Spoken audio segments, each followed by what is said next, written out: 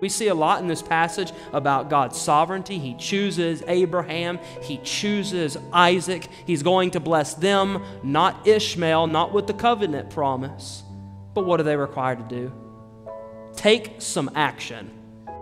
This evening, we're in Genesis chapter 17, verses 1 through 27. What I want to speak with you tonight is I want to give you 3 principles of God's covenant promises. 3 principles of God's covenant promises. As New Testament Christians, it could be very tempting, if you're not careful, it could be very tempting to look at the Abrahamic covenant and say, that was for Abraham. That was an Old Testament covenant. But we are New Covenant people. So what on earth does the Abrahamic covenant have to do with us? Friends, the Abrahamic covenant is very, very important to us. If you will notice, even just from the reading that we did in those first 8 verses, the covenant that God made with Abraham is what kind of covenant? It is an everlasting covenant. That does not mean that it stopped once the New Testament was written. It means it's an everlasting covenant. And in fact, we are grafted in. This is the way that biblical theology works. We have been grafted in to this Abrahamic covenant, as Paul says in Romans, as wild olive shoots. We are grafted into that olive tree of faith. And we're grafted in by faith. Even though we are not children of Abraham by flesh, we are children of Abraham by faith. The Abrahamic covenant is of essential importance to us and to our faith, and it is, in fact, still in effect. And I'll show you that. And I'll also show you that when you look at the Abrahamic covenant, you actually see, like I said, you'll see 3 principles of God's covenant promises. 3 principles that you will find in every one of the biblical covenants. The Noahic covenant, the Abrahamic covenant, the new covenant. Those 3 major covenants that you find, or agreements that you find there in the Bible. So we'll look at 3 of those principles, and I'll show you that these 3 principles that you see in the Abrahamic covenant, you see them. You see them so clearly in the new covenant. And so look with me here at Genesis chapter 17, verse 1 through 27. I think that there are 4 distinct sections. 4 distinct sections. This passage is characterized by divine dictation. So the Lord is speaking here. Abraham does not speak very much. He does speak, but the Lord is center stage in this passage, just as he is in all the other passages as well. But he is speaking to Abraham here. So 4 sections. You have verses 1 through 8. That is the contents of the covenant. Verses 1 through 8, the contents of the covenant. Verse 9 through 14, that is the sign of the covenant. So the contents of the covenant, you have the sign of the covenant. And then in verses 15 through 21, you have the recipients of the covenant. The recipients of the covenant. And then in verses 22 through the end, verses 27, you have Abraham's compliance with the covenant. Compliance. So you have the contents, you have the sign, you have the recipients, and then you have compliance with the terms that God has dictated to Abraham. So look with me at verses 1 through 8. Look at the contents of this covenant. It says in verse 1, when Abram was 99 years old, the Lord appeared to Abram and said to him, I am God Almighty, walk before me and be blameless. When Abram was 99 years old, when you look back up at the end of chapter 16, how old was Abram at the end of chapter 16? It says that he was 86 years old whenever Ishmael was born to him by the maidservant Hagar. Abram was 86 years old, so he was 85 whenever Ishmael was conceived. Abram had been promised many years prior to this that he was going to be the father of a multitude of nations, that God was going to make him fruitful and multiply him, give him the land of promise. But time waned, and the Lord did not fulfill that promise in the kind of time that Abram and his wife Sarai thought that he should. In fact, they seemed to be functioning rationally. They seemed to be functioning very rationally. You remember Sarai's reasoning in chapter 16 for giving her maidservant Hagar into the embrace of Abram? She says, I'm past the years of childbearing. I can't do this. My husband is not going to have an heir of his own blood. And so she says, I'll give my maidservant Hagar to my husband, and maybe she will give me an heir for my husband. So she seems to be acting rationally. There's no possible way I can have a child at my age. Now, Sarai is going to be 90 years old in this passage. 90 years old. Abram is 99. So she's looking at her husband and saying, if we don't take care of this quickly, you're not going to be able to father any children either. But 13 years after that great mishap, now the Lord finally appears to Abram and tells him, now I'm going to make you a father of many nations. Now I'm going to give you a son from your own body. Not by Hagar. I'm going to give you a son from your barren wife, who is 90 years old. I'm going to give you a son by a 90-year-old barren woman, and he is going to be the father of many nations. He's going to turn into a multitude of people. It tells you that God's timing is not our timing. And God may make us wait a lot longer than we ever would have anticipated or even thought rationally. God may make us wait a lot longer than that. But whenever God makes a promise, He's always faithful to complete it. He's always faithful to complete it. I've said this to you before. I heard it a long time ago. I heard Adrian Rogers say it. He said, God is never early. He's never late. But he's always on time. He's always on time. So he's hardly ever early. He's never late, but he's always on time. So Abram is 99 years old. And what does it say? It says, the Lord appeared to Abram and said to him, I'm God Almighty, El Shaddai. I am God Almighty. When you read the name God Almighty in the Old Testament, many times it is in passages where God is talking about His sovereign control over nations and even the conception of children. He says, I am El Shaddai, I am God Almighty. Why would God declare that name to Abram in this situation? God is claiming in His character and in His name the ability to fulfill His promise, even to Abram and to Sarai in their old age. I'm God Almighty. I'm actually able to do this. So He says, I'm God Almighty. Walk before me and be blameless. Did Abram go around searching for the Lord in this instance? Was Abram the one that began this conversation? Was he the one who began this prayer? What does it say? It says when Abram was 99 years old, the Lord appeared to him. The Lord appeared to him and He introduced Himself. I am El Shaddai. You walk before me and you be blameless. That points out to us the very first principle of the covenant promises of God. Write this down. It'll be the first of three. God's covenant promise is initiated by grace. God's covenant promise is always initiated by grace. You think about Noah. Think about Noah. Noah is the only one walking blamelessly in his day, the only one walking in righteousness. Did Noah go and approach the Lord and say, Lord, would you command me to build a boat to save me from a flood I don't know is coming? He didn't pray that. He didn't do that. The Lord came to him, appeared to him, and the Lord initiated a promise to him, a covenant to him after he gets off of the boat. And the Lord makes a promise to Noah, I will never flood the earth again. Noah can't bargain with the Lord. Abram can't bargain with the Lord. Nobody can bargain with the Lord. So if we come into an agreement with God, it has to be initiated by God Himself, and not according to things that we actually deserve. So God is not motivated by any external factors here. He is motivated internally by who He is. God's covenant promise is initiated by grace. So he says, walk before me and be blameless, that I may make my covenant between me and you.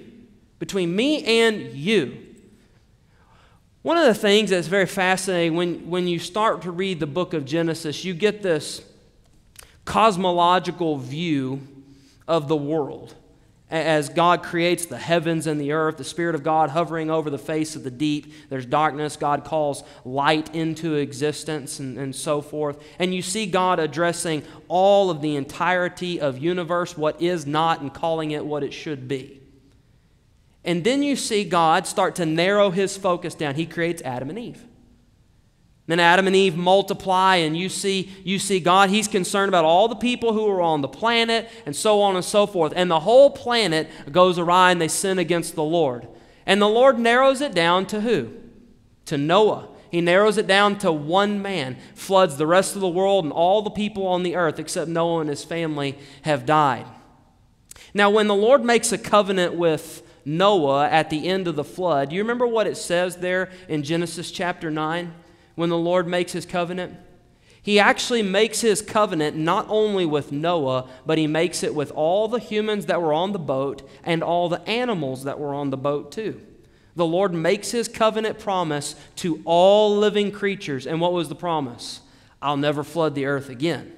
Now when we get to Abraham, the covenant promise is narrowed down. Now this promise is not to all the world, is it? Now the covenant promise, not to all living creatures, the covenant promise is specifically to Abram. It is to Abram and to his offspring, to his descendants. So he says that I may make my covenant, verse 2, between me and you, and may multiply you greatly. Then Abram fell on his face, and God said to him, behold, my covenant is with you, and you shall be the father of a multitude of nations. No longer shall your name be called Abram, which means exalted father, but your name shall be Abraham, father of multitudes, is what his name sounds like in the Hebrew. For I have made you the father of a multitude of nations. Again, as Seth had just pointed out, the Lord had not yet given Sarai the ability to bear children. It would be at least a year from now before she would give birth to Isaac. So she has not yet conceived of a child. She's 90 years old. Abram is 99 years old. And what does the Lord say? I have made you the father of many nations, of multitudes. So the Lord speaks of something in the future with so much certainty that he can speak of the future as the past tense. He can speak of the future as the past tense. It's called the prophetic past tense, something that hasn't yet occurred, but in the mind of God, it is as good as done. So that's what he says to Abram. I have made you the father of a multitude of nations. Verse 6 in Genesis 17. I will make you exceedingly fruitful. Let me point to you three aspects of this covenant promise here. I will make you exceedingly fruitful, and I will, 1, make you into nations. 2, and kings shall come from you. And I will establish my covenant between me and you and your offspring after you throughout their generations for an everlasting covenant. Not a covenant that stops with the New Testament, but for an everlasting covenant. That means it's still in effect even today. And I establish my covenant between me and you and your offspring after you throughout their generations for an everlasting covenant, to be God to you and to your offspring after you. And I will give to you and to your offspring after you, 3, the land of your sojournings, all the land of Canaan, for an everlasting possession, and I will be their God. That's the contents of the promise of the covenant God is making here with Abram. So what has the Lord promised Abram? 1, he's changed his name. So from here on out, I will call him Abraham. What are the contents of the promise that God has made to Abraham? 1, he has told him that I will make a multitude of peoples come from you. So he's going to make him to be fruitful and multiply, many descendants that come from Abram. Secondly, God will make many of his descendants into kings. And third, God is going to give him possession of the land of his sojournings, of the land of Canaan. Now, as you see in progressive revelation, as the Bible unfolds, you see that this is indeed an everlasting covenant that will be fulfilled ultimately in the kingdom of God. You and I will be witnesses to the ultimate fulfillment of these covenant promises that have been given to Abraham. We're seeing one of those promises being borne out in our day. As the New Testament unfolds, God's people, Christians, are grafted into the family of Abraham by faith, as we talked about just a moment ago. And the family of Abraham grows even to this day. So he is a father of a multitude of peoples. Secondly, he's going to have kings that come from him. Well, we've seen that in the past, and we actually saw the ultimate culmination of that in Jesus. The kings of Israel, they came from Abraham's lineage. Ultimately, the king of Israel came from Abraham's lineage, the son of Abraham, the son of God. When will we see the Son of God actually, literally ruling over God's people? We'll see that in the kingdom. We didn't see that when Jesus came the first time, so you'll have ultimate fulfillment of that again in the future from now. Has Israel ever, the people of Israel, ever been in possession of the entirety of the land of Canaan? Anybody know their history? Have the people of Israel ever been in possession of the entirety of the land of Canaan? The simple answer to that is no, they haven't. No, they haven't. When will the people of Israel, specifically the descendants of Abram, those by faith, when will we have possession of the land of Canaan? Well, that's going to come in the kingdom, in the last days when Jesus returns and sets up his kingdom for 1,000 years. This is an everlasting covenant. This is not a covenant that ended because the New Testament was written and the new covenant superseded this. This is actually still in effect, and you and I have become part and partakers of this covenant. So it's an everlasting covenant. Now look at verses 9 through 14. So that's pretty simple. That's the contents of the covenant, the things that God has promised to Abraham. Look at verse 9 through 14. This is the sign of the covenant. Every covenant has a sign. Listen to this. It says, "And God said to Abraham, as for you, you shall keep my covenant, you and your offspring after you throughout their generations. This is my covenant which you shall keep between me and you and your offspring after you.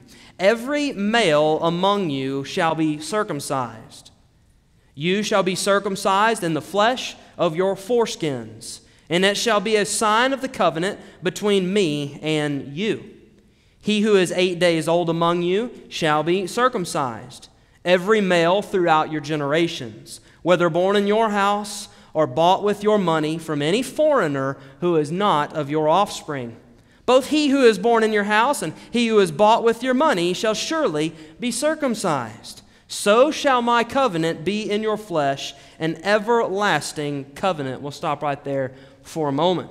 So the sign of the covenant, the confirmation, the signature of participation in this covenant, what is it? It's circumcision. That is the confirmation. So God has initiated this covenant with Abraham and with his descendants after him. Well, how does Abraham signal? How does Abraham confirm that he will, in fact, participate in this arrangement? Well, he confirms that he'll participate in this arrangement by being circumcised. He and all the males in his household, whether they were born in his household or whether they were bought into his household. And those who are going to participate in the covenant, they must be circumcised. Now, there is not an option there for circumcision for women. The women would have been folded in to the covenant sign that the men are partaking in as they fall under the authority of the headship of the home. So the confirmation of the covenant is circumcision. Now, what is circumcision? Talk about that for a moment. And let me tell you, I believe in the sufficiency of Scripture.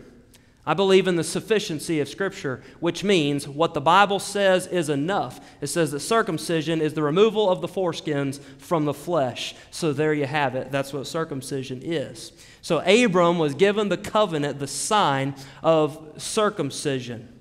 That was his way of saying, I am participating in this covenant. I do agree with this.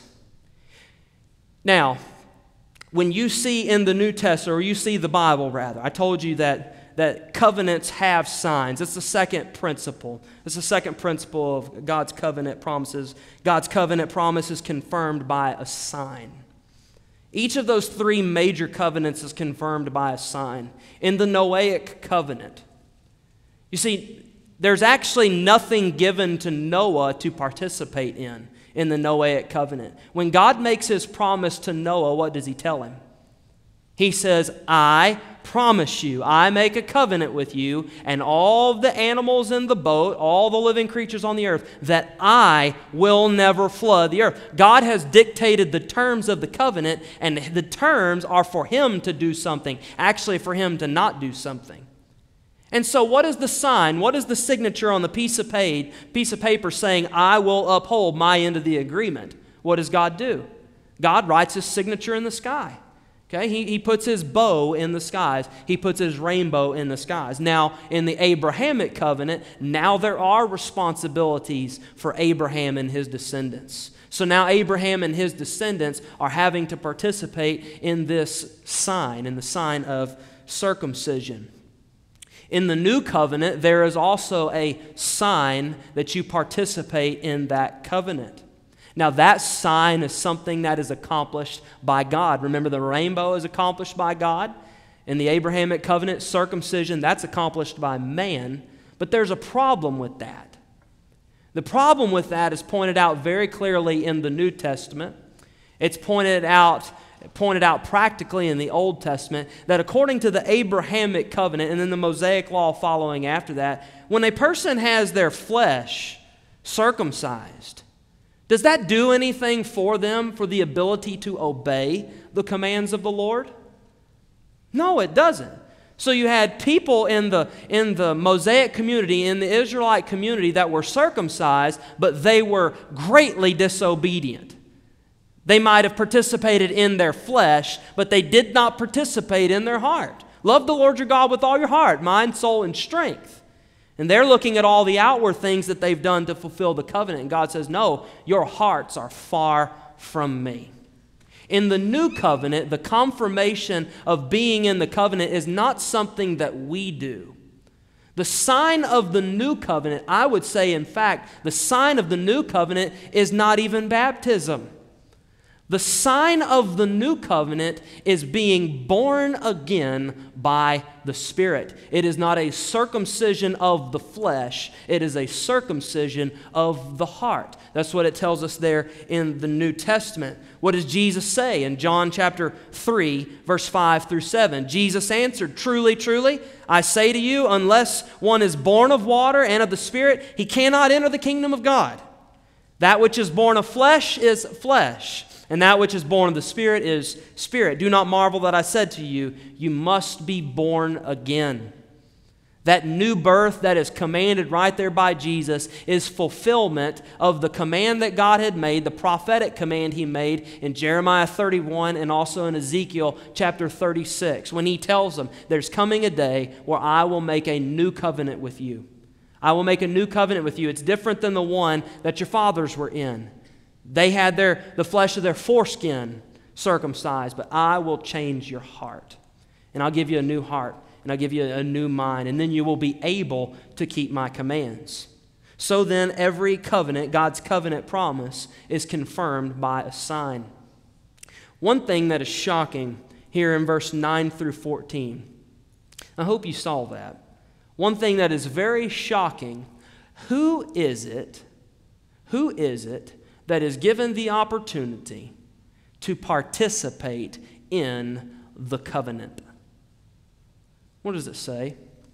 In the covenant sign, those who are given an opportunity to participate, it says, look at verse 12, the second part. Every male throughout your generations, who, whether born in your house or bought with your money from any foreigner who is not of your offspring. So those who are born in your house, or those who are bought and become part of your house. Now, this text is not an abstract way of affirming slavery, so let's not even try to make that argument. That's bogus. Okay? But what is being said here is that those who are associated with Abraham, either by blood or by purchase price, that they are participating in the covenant promise. Let me tell you, the New Testament is no different, except in the New Covenant, we are not either born into the family of God or bought into the family of God. In the New Covenant, we are both born and bought. We are both born and bought. As I read from John chapter 3, what does Jesus say? That everyone who is going to be in the kingdom of God must be what? They must be born of the Spirit. They must be born of the Spirit in order to be part of the kingdom. What does it say in 1 Peter 1:3? Let me read that for you. Blessed be the God and Father of our Lord Jesus Christ. According to His great mercy, He has caused us. So this is God doing it. This is not us doing it. He has caused us to be born again to a living hope through the resurrection of Jesus Christ from the dead. So those who are part of the new covenant, in opposition to this Abrahamic covenant, they are born into the family of God. But we're also bought into the family of God. Let me read a couple of passages for you. 1 Corinthians 6:19 through 20. Or do you not know that your body is the temple of the Holy Spirit within you, whom you have from God? You are not your own, for you were bought with a price. So glorify God in your body. It says in 1 Peter chapter 1:18 through 19, knowing that you were ransomed from the futile ways inherited from your forefathers, not with perishable things such as silver or gold, but with the precious blood of Christ, like that of a lamb without blemish or spot. Have you ever thought of it that way? You ever thought of it that way, that we were purchased into the covenant family of God by birth and by blood? Purchased, bought, born into the family of God. In the Abrahamic covenant, they had to be born or bought. We're both in the new covenant. Now, look at verse 14. Verse 14 points us to an issue that should alarm us. It says, any uncircumcised male who is not circumcised in the flesh of his foreskin shall be cut off from his people. He has broken my covenant. So anybody who is not willing to obey the terms that have been handed down by God for participation in the covenant, anybody unwilling to obey, they cannot participate in the covenant. Without obedience, let's get to this general principle. Without obedience to the command of God, there is no participation in the covenant of God. Okay, so write down this third principle. God's covenant promise requires obedient response. It's initiated by grace. It is confirmed by a sign, the new birth. And it requires obedient response. Now, this is why that should cause alarm in us. Because this kind of mentality that was present among the Jews, you can read about it in the New Testament, this kind of mentality present amongst the Jews is still present amongst peoples in our context, which is simply this. There were Jews in Jesus' day who believed that they were in God's family. Why? Because they were descendant from Abraham. They believed that they were in God's family because they were descendant from Abraham. But what was the problem? Yes, they were descendant from Abraham according to flesh, but they were not descended from Abraham according to faith. They were not descended from Abraham according to obedience. What I'm saying here is this. They were non-compliant non-compliant with the terms of the covenant. Walk before me and be blameless. What did Jesus say? These people honor me with their lips. Their heart is far from me. They are non-compliant with the terms that I have dictated to them. Therefore, what does he say? He says, the sons of the kingdom will find themselves cast out. They'll find themselves cast out, and they'll see the Gentiles come in. In our day, the same exact issue takes place. There are people who are a part of the church culture who believe that because they are part of the visible family of God, that they are actually part of the spiritual family of God. The problem is that they are non-compliant with the terms of the new covenant. Non-compliant with it. They have not called on Jesus as Lord. They do not live with Jesus as Lord. They have not been born again, and they will find themselves cast out. They will be among those whom Jesus talks about in Matthew 7 who say, Lord, Lord. And he says, depart from me, I never knew you. You are lawless. In other words, you are non-compliant with the terms of the covenant. God's covenant promise requires obedient response. You see, these principles that are active here in Genesis 17, they're still active today. These same principles. Now, we're not called upon. There is no mandate in the New Testament. In fact, it is mandated that it must not be a requirement for people to be circumcised. Now, it's also not prohibited, but it's not required. But we are required to believe in the Lord Jesus, to call on Him as Lord, to live with Him as Lord, to be born again. And if we're not compliant with that, then we are also not participant in the covenant either. We have not participated then in the new covenant in Jesus' blood. God's covenant promises require obedient response. Now look at verse 15 through 21. Look at the recipients of the covenant. And God said to Abraham, as for Sarai, your wife, you shall not call her name Sarai, but Sarah shall be her name. Sarah means princess. It sounds like the word for princess. Verse 16, I will bless her. Moreover, I will give you a son by her. That's interesting. I will bless her. What did you read about Sarah in chapter 16? You know, when I read chapter 16, I get a bad taste in my mouth about Sarah's character. Because in chapter 16, she gives her maidservant willfully to her husband into his sexual embrace. And then she gets so angry with Hagar for actually bearing a child for her husband that she begins to mistreat her. And Hagar becomes so mistreated that she runs from Sarah. And then when she comes back, you can see it in the remainder chapters that talk about Sarah. She still has an ugly heart. She's still mean to Hagar. Even after, when Isaac is born, Ishmael and Hagar are mocking the boy. And what does Sarai do? What does Sarah do? She runs them out again. And this time they don't come back. It sounds like a nasty character, doesn't it?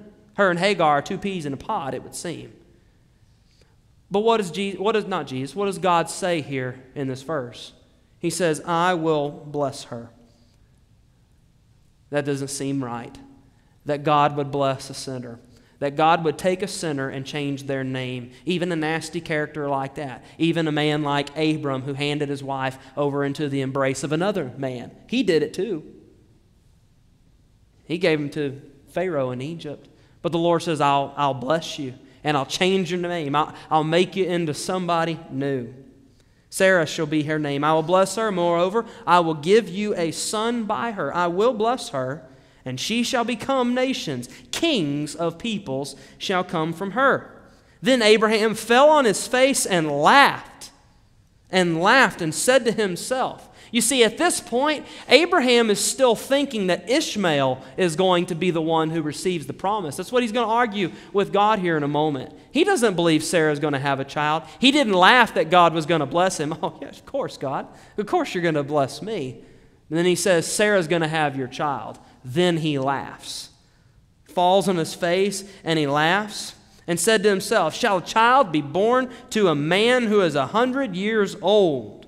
Shall Sarah, who is 90 years old, bear a child?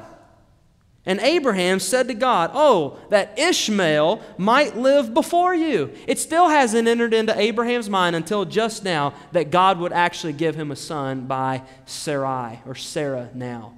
But who is it that's issuing this covenant? It's God. It's El Shaddai. He's able to do this. God said, no. No. But Sarah, your wife, shall bear you a son. What is God saying no to? He's saying no to Ishmael. Don't miss that. You'll have a hard time interpreting the rest of certain biblical passages. Who is he saying no to? He is saying no to Ishmael. Oh, that Ishmael might live before you. And God says resoundingly, no. But Sarah, your wife, shall bear you a son, and you shall call his name Isaac, which means laughter, or he laughs. Here in this passage in Genesis 17, Abraham laughs when the Lord tells him this. In the next chapter, Sarah is going to laugh. She's going to do so even mockingly. Look here, he says, I will establish my covenant, verse 19, with him as an everlasting covenant for his offspring after him. That's interesting because at the beginning of this passage, the Lord said, I will make my covenant with you. And now he's saying, now I'm going to establish my covenant through Isaac, not Ishmael. The Lord is being picky here. The Lord is being choosy. The Lord is sovereignly electing Isaac, is what he's doing. I will establish my covenant with him, not Ishmael, as an everlasting covenant for his offspring after him. As for Ishmael, I have heard you. Behold, I have blessed him, and I will make him fruitful and multiply him greatly. He shall father 12 princes, and I will make him into a great nation. But I will establish my covenant with Isaac, whom Sarah shall bear to you at this time next year. So you see the crosshairs here of God's blessing. First, they're pointed on all of creation, there in Genesis 1. Then it's pointed at everybody that's on the boat in Genesis 9. Then it's zoomed in and pointed at Abram in Genesis 12. And now you see it zoomed in even closer, not just to Abram, but now to Abraham and Sarah. And not just to Abraham and Sarah, but now to Isaac. Getting very specific here as to where the blessing of God is going to reside. Now, you might be tempted to think that God has zeroed in on exactly who is the person of his blessing. But as you read the remainder of the Old and the New Testament, what you see is that God narrows the scope of that blessing even more. It's not going to be through Ishmael, it's going to be through Isaac. It's not going to be through Esau, it's going to be through Jacob. It's not going to be through any of his 12 sons specifically. The scepter, what does it say in Genesis 49? The scepter, the ruling staff, will not depart from whom? From Judah. Zeroing in there on Judah. And in the New Testament, what do you see? Well, in the Old Testament, you see it narrowed in not just from Judah. Now you see it narrowed into David. And it says that the throne will not depart from David all his days, as an everlasting covenant there. In the New Testament, you see it zoomed in right there at the beginning chapters of the Gospels. You see it zoomed in on Jesus, the man of God's choosing, the man of God's blessing. God is very specific with his blessing. He is very sovereign with his blessing, and through whom we find that blessing. Here in the Abrahamic covenant, you find it by becoming part of Abraham's family, by obeying the covenant commands. Now, Look very quickly here, verse 22 through 27. This goes fast. When he had finished talking with him, God went up from Abraham. Then Abraham took Ishmael his son and all those born in his house, or bought with his money every male among the men of Abraham's house, and he circumcised the flesh of their foreskins that very day, as God had said to him. Abraham was 99 years old, there it is repeated, when he was circumcised in the flesh of his foreskin. There's pain in obedience sometimes. And Ishmael his son was 13 years old. There's pain in obedience sometimes. He was 13 years old when he was circumcised in the flesh of his foreskin. That very day, Abraham and his son Ishmael were circumcised, and all the men of his house. Those born in the house, those bought with the money from a foreigner, were circumcised with him. What is verse 22 through 27? It's the compliance. It's Abraham's compliance. God is done speaking. God leaves the presence of Abram, and Abram is left alone with, here's my options. I either obey God, participate in this covenant, or I don't obey God and not participate in this covenant. So what does Abram immediately do? It says that very day he did it. That very day he heard the command of the Lord and he obeyed. Think about in Genesis chapter 7, whenever Noah was told about the flood that was coming and he was told to build the boat, he built the boat, and what did the Lord say? He said, you and all your family and all the creatures get into the boat. Listen to what it says about Noah. Genesis 7, verse 13. On the very same day, Noah and his sons, Shem, Ham, and Japheth, and Noah's wife and the 3 wives of his sons with them entered the ark. That would seem like a verse that wouldn't necessarily mean much to us because we've already seen all the action. We've seen God speaking. But after God gives a command, what are we required to do? We're required to respond to it. We're actually required to react. We see a lot in this passage about God's sovereignty. He chooses Abraham. He chooses Isaac. He's going to bless them, not Ishmael, not with the covenant promise. But what are they required to do? Take some action. Take some initiative and now go and obey. So God's covenant promise, as we see them even today, they're initiated by grace, the gift of God's grace to us. They are confirmed by a sign, the sign of the new heart, the new covenant that is. And they also require an obedient response. Would you pray with me?